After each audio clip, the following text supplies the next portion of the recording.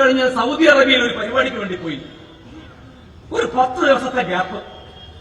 ആ 10 ദിവസത്തെ ഗ്യാപ്പിനുള്ളിൽ ഈ ഉന്നത വിദ്യാഭ്യാസ മന്ത്രിയായിരുന്ന ഈ കാട്ടുകൊള്ളക്ക് നേതൃത്വം കൊടുത്ത ഒരാൾ ഒരു ദിവസം ഒരു പത്രസമ്മേളനം നടത്തിയിട്ട് അതുവരെ ഫിറോസിന് കൂലിയും വേലയുമില്ലാത്ത ഫിറോസ് എങ്ങനെയാണ് വീട് വെച്ചത്, എങ്ങനെയാണ് സ്ഥലം വാങ്ങിയത് എന്ന് ചോദിച്ച ഈ മാന്യദേഹം പത്രസമ്മേളനം നടത്തിയിട്ട് പറയാണ്, ഫിറോസിന് കുറെ സ്ഥാപനമുണ്ട്, ഫിറോസിന് ഹോട്ടലുണ്ട്, ഫിറോസിന് ട്രാവൽസ് ഉണ്ട്, ഫിറോസിന് ദുബായിൽ വിസ ഉണ്ട്, മാസം 5 ലക്ഷം റുപ്യ ശമ്പളം. ഞാൻ തന്നെ ഒന്ന് ഞെട്ടി കേട്ടപ്പോ എന്റെ ഭാര്യ എന്നോട് ചോദിച്ചു, അല്ല മനുഷ്യൻ നിങ്ങൾക്ക് ശരിക്കും 5 ലക്ഷം റുപ്യ ശമ്പളം ഉണ്ടോ? ഇവിടെ സൈദലി മാഷ് ഇരിക്കുന്നുണ്ട്. സൈദലി മാഷക്ക് ദുബായിൽ വിസ അല്ലേ, അവിടെ ഡ്രൈവിംഗ് ലൈസൻസ് ഇല്ലേ, ഗോൾഡൻ വിസ ഉണ്ട് സൈദലി. അവിടെ ഡ്രൈവിംഗ് ലൈസൻസ് ഉണ്ട്. കാരണം ഞാൻ ഡ്രൈവിംഗ് ലൈസൻസ് എടുക്കാൻ പോയ സ്ഥാപനത്തിൽ എന്നോട് പറഞ്ഞു, നിങ്ങൾ തിരൂരിലുള്ള ഒരു സൈദലി മാഷക്ക് ഇവിടുന്നാണ് ലൈസൻസ് കൊടുത്തത്. നിങ്ങൾ വിചാരിക്കുന്ന ആളല്ല, ദുബായ് ഡ്രൈവിംഗ് ലൈസൻസ് ഉള്ള ആളാണ് ഇവിടെ ഇരിക്കുന്നത്. ദുബായിൽ ഒരു ലൈസൻസ് കിട്ടാൻ അല്ലെങ്കിൽ ദുബായിൽ ഒരു വിസ കിട്ടാൻ പല ഫോർമാലിറ്റികൾ ഉണ്ടാവില്ലേ? അതന്നെ സാബുല്ലേ, സാബുണ്ടിരിക്കുന്നുണ്ട്, സാബു ഉണ്ടല്ല അല്ലെ, സാബു വിസ ഉണ്ട്. എത്ര ആൾക്ക് ദുബായ് വിസ ഉണ്ട്? ആ ദുബായ് വിസ കിട്ടാൻ പ്രവാസികൾക്ക് അറിയാമല്ലോ ഒരു കോൺട്രാക്ട് ഉണ്ടാക്കും. ആ കോൺട്രാക്റ്റിൽ ഒരു സാലറി കാണിക്കും.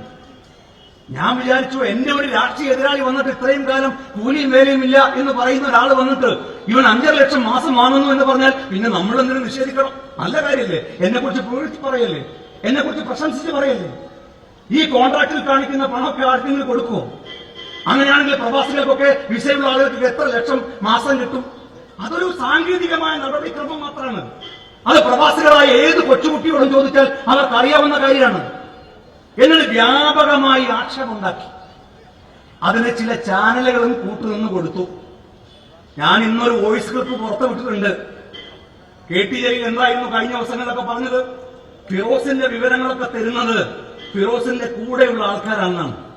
കൊപ്പത്തെ ME-യിലേക്ക് ജലീൽ പോകുമ്പോ ജലീലിന്റെ കാറുള്ളത് 3 ആൾക്കാരാണ്.